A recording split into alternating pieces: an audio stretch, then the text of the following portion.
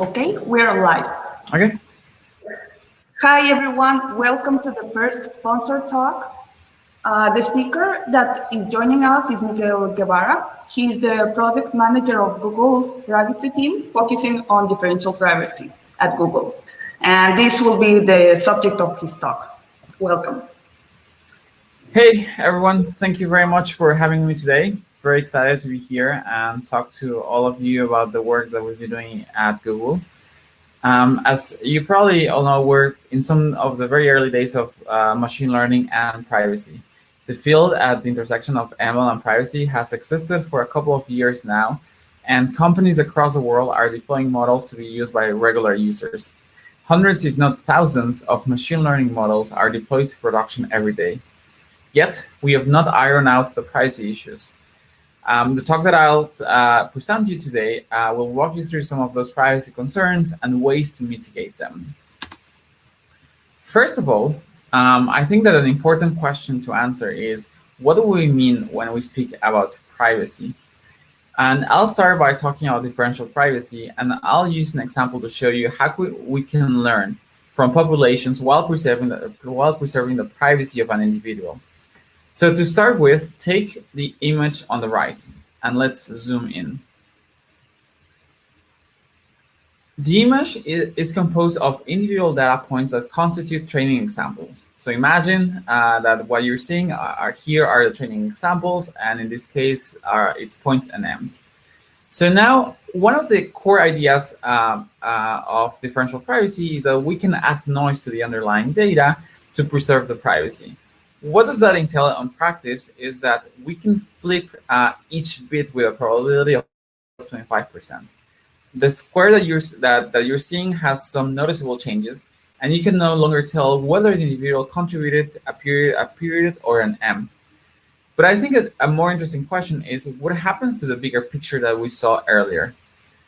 As you can see, the big picture remains, and therefore, if we train a model with this data, we can still learn these big patterns. That's the idea behind differential privacy and differential private stochastic gradient descent in TensorFlow privacy. But before that, I'll talk to you a little bit more about the formal foundations of differential privacy. I'll skip this video. There's a video, but I presume there will be some lag. But if you're interested, you can just look at it sometime later. But I'll talk to you about the motivation for privacy and for differential privacy. One of the naive questions that people always ask is, well, why can't we just remove user identifiers to preserve privacy? The answer is that removing user identifiers might not be good enough. As you know, there are multiple well-known data breaches resulting from publishing what is de-identified data. One classical example involves the publication of de-identified medical records in the state of Washington. Those records people thought were safe because the name was removed from them. However, there's this notion of joinability of data, and those records could actually be partially joined with the voting registry, and it turns out that both the medical records and the voter records had a common key, which was birthday and postcode. So that key was sufficient to join these two data sets, and by that, the researchers were able to identify a majority of the individuals in the data set. Another classical example is the Netflix data set. As part of a competition in 2006 that intended to improve the movie recommendation system through ML, Netflix published movie ratings from its users. The records had the user identifiers removed, but researchers could partially join these records with the IMDb database, which was tied to identity.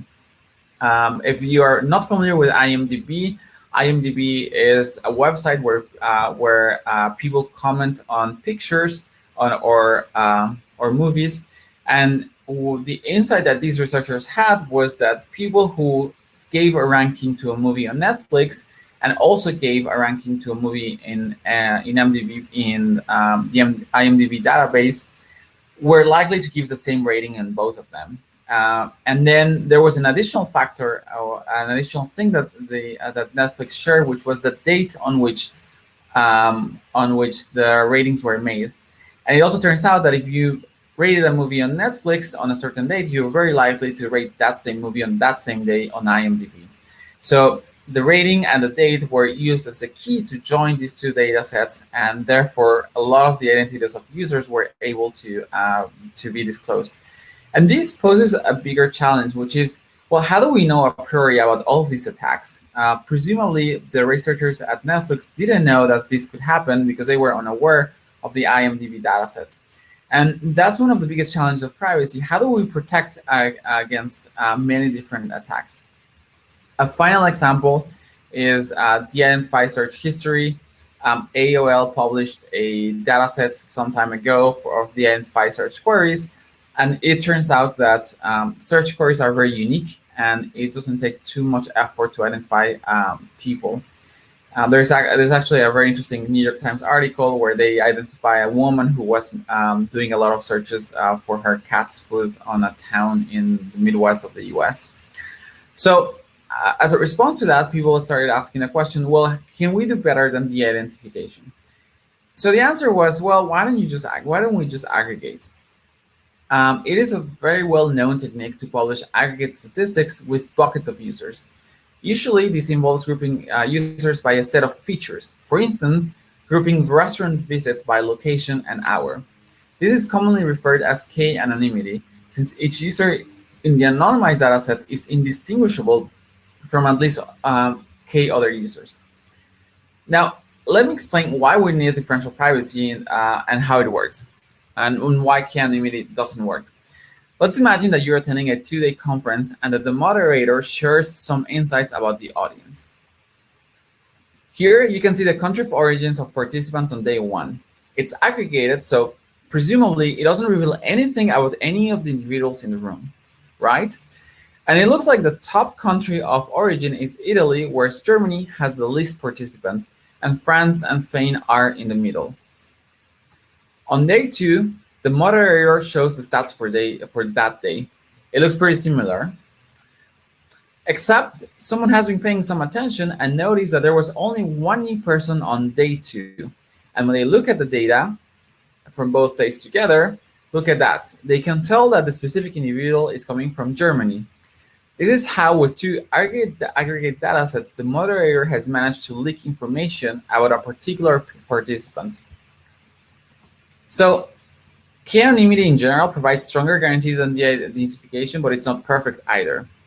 So it's problematic if I am part of a bucket that is associated with a sensitive attribute, say a particular medical condition. In the example that I gave you, perhaps revealing the fact that you're German is not very sensitive.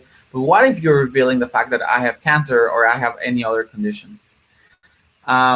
So that's where the notion of differential privacy comes from the idea that we want to try to prevent differencing attacks. Imagine that you have these two data sets and you can take the difference of them and then leak some sensitive information about the user. So how does this work with differential privacy? The moderator would similarly announce that they're showing insights about the audience, but would announce, I'm going to share insights about the audience, randomly changing the numbers just a little. So look at the stats on day 1 compared to the real numbers. They're slightly different. So yes, it is less precise, but you still get the same insights about the statistical trends.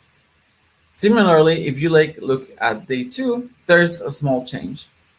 But now, if you compare the stats for day 1 and day 2, you cannot tell which country the single new person is coming from. And you know that it's not worth trying since you know that all of the numbers were changed a little. This is the principle behind differential privacy. And differential privacy introduces the right amount of noise to the data. So we're able to provide useful statistical guarantees and insights while ensuring that no one can tell if a particular individual's information was used in the computation in a mathematically proven way. And this is the equation that governs differential privacy. It is a rigorous mathematical definition which basically considers a pair of two neighboring data sets and calculates the output of those databases and defines the threshold for the probability density functions. I will not get into the details of differential privacy because I don't have time, but you're free to look up more on differential privacy. So I think that going back to the ML context, there's an interesting question, which is what's the cost or the utility of using differential privacy in machine learning? Training, the TLDR is that training machine learning models with privacy works, and it actually ensures that you have strong generalization. But training with privacy means that the machine learning model cannot see the unique outliers. Therefore, the model cannot learn about truly weird data in the dataset. And the utility of privacy-preserving machine learning models may always be worse on real outliers. So this is exactly what would happen if you try to classify numbers from the dataset that I showed you earlier. As you can see, there's a small number that wasn't classified correctly, and this is exactly what happens with differential privacy. Differential privacy would erase those outliers and only allow you to classify things where you have like a very strong confidence.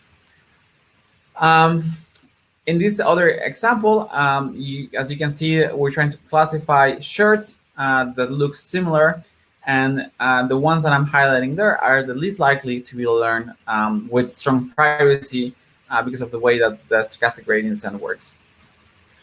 All of this is to say that we've come up with an implementation of privacy in the machine learning context that basically implements the stochastic gradient descent in a differentially private way. And that's what we implemented in TensorFlow Privacy, which is a library in TensorFlow that you can call to train your models and use some noise multipliers to provide you with privacy guarantees. Therefore, TF privacy allows you to train these models in a differentially private manner. And one of the nice aspects of differential privacy is that it can tell you how much privacy your model has.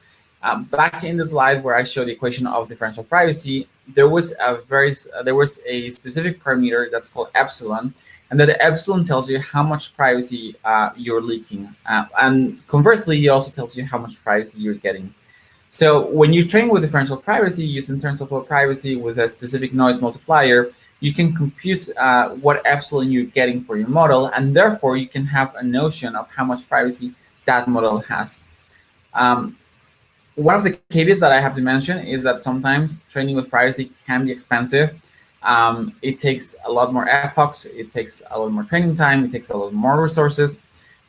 So it's just very hard for a lot of people to do it, plus the utility isn't great. So one of the questions that we've been trying to tackle is, well, in that scenario, how do you still quantify privacy? Is there a way in which you can quantify privacy without having to use the very strong and robust machinery of differential privacy? And this is how we came up with TensorFlow, with model memorization attacks.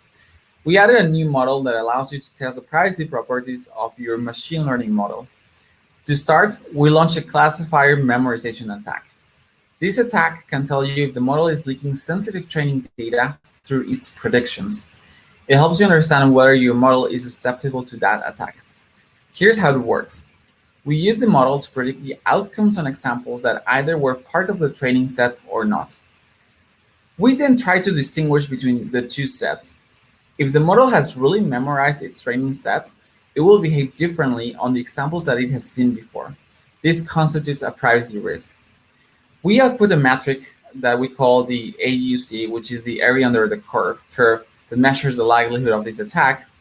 And we call it the attacker advantage to quantitatively measure the amount of memorization happening. We also slice this dataset to zoom in on subsets of data, such as mixed classified examples or examples that belong to a certain class. This allows us to pinpoint specific areas for improvement, for example, dataset imbalances. One of the other nice aspects of these attacks is that you can combine it with the previous slide of the stochastic gradient descent. And what we've seen in our experiments is that, let's say that you have a very high vulnerability measured by the AUC. One of the ways that you can decrease that vulnerability is by using TensorFlow Privacy, even with a very small multiplier. This will give you a very high epsilon, but still you can prove that the vulnerability against this very specific attack is reduced. We recently open sourced this attack library, and we recently changed our API because we had received a lot of inquiries from different institutions like Princeton and Northeastern to collaborate on it. So we expanded the API, and our goal is to have as many attacks as possible there. So soon Princeton and Northeastern will add their attacks there, and you can go to the attack library and then just use any attack that you think works well for your model and test your model for privacy leaks. So in the coming months, you will see more attacks added to TF privacy, and by running them, you will have a more complete idea on your model's privacy performance. And that's all I had for today.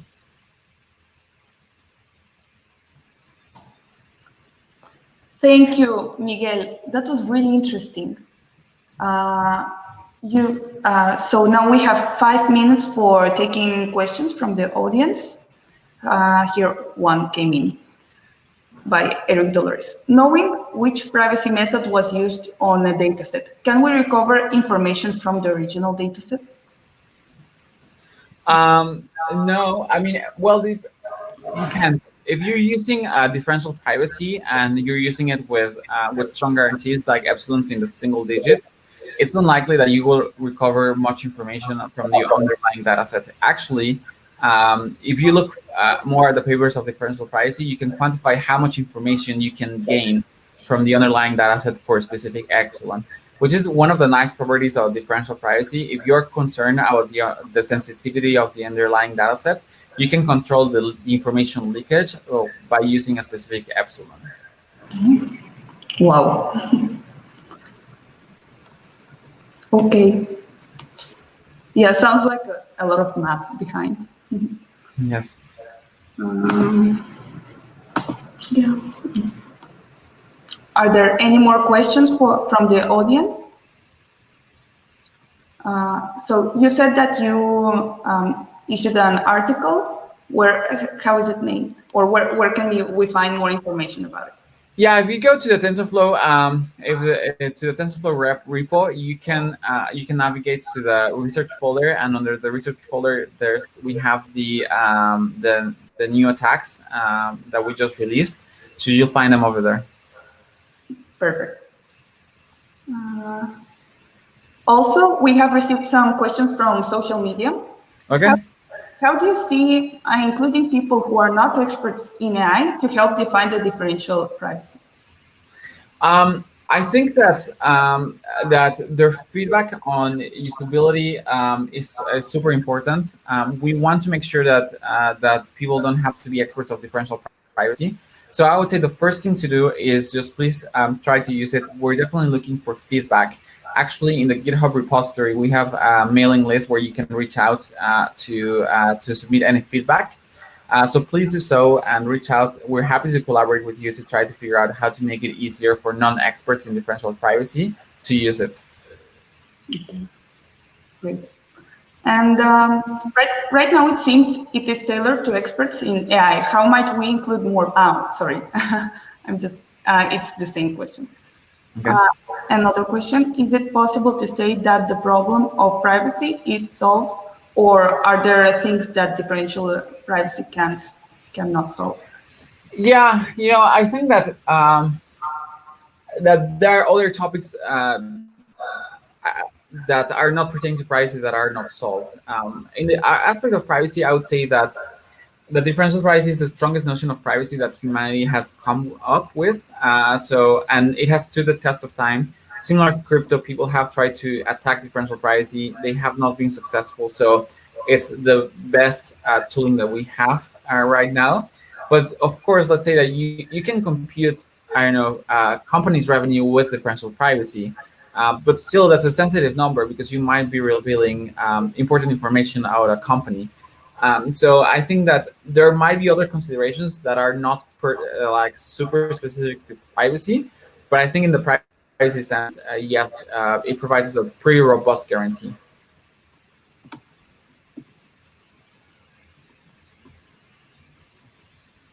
Okay.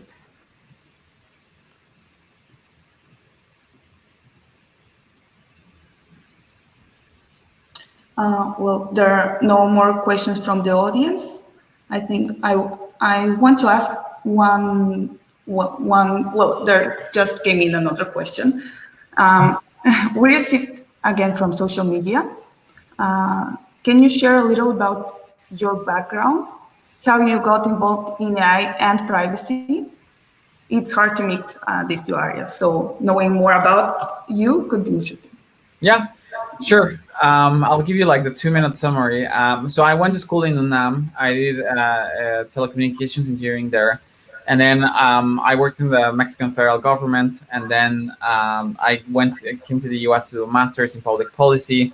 And then I worked in ways on a data sharing agreement with cities around the world. And then I joined Google's privacy team. And as part of that, I just started to get interested on the topic of differential privacy. So I just read about it and learned about it. And that's how I literally got into the field. And at the moment, I'm doing an online master's in computer science in Georgia Tech. And how effective is the strategy of changing the image pixel for privacy?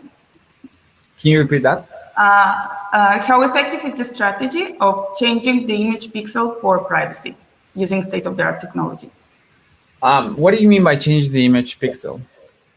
I guess like if you're working with images, there are some articles that say that changing a pixel may change completely the result of the model. Is this, does this can work for privacy also? Yeah, like, actually, I don't know. I don't know the answer to that. What I can tell you is that sounds like a heuristic, and people have come up with a lot of heuristics in the ML context to reduce privacy risks, and they generally improve, but they improve against certain attacks. The nice thing about differential privacy is that it assumes an super powerful attacker with a lot of computational power and protects against that super powerful attacker. So while these heuristics might mitigate some specific attacks, they are unlikely to cover against a wider class of attacks. Okay, I think I will take one last question because the session it's over, but it's very interesting. So yeah, is it plausible to encrypt the dataset before training a model to preserve privacy? Yes, I mean you could theoretically encrypt the model, but encryption doesn't give you any meaningful doesn't give you any measurable privacy guarantees. The data is still on its unperturbed sense. So the model, if you manage to train the model with the encrypted data, which there's some research on that, the model will still learn on these outliers that exist there because they haven't been removed. They're still encrypted and they're still there. So what differential privacy is doing is that it provides a more systematic and provable and principled way of taking account of those outliers and making sure that they're removed. And also provides a very strong model because it guarantees that your model will perform well in test data. Okay. Great. Thank you for such an interesting talk. And yeah, if anyone want to contact Miguel, there you can find his social media. Yeah. Okay. Thank you so much. Thank you. Thank you all. Bye.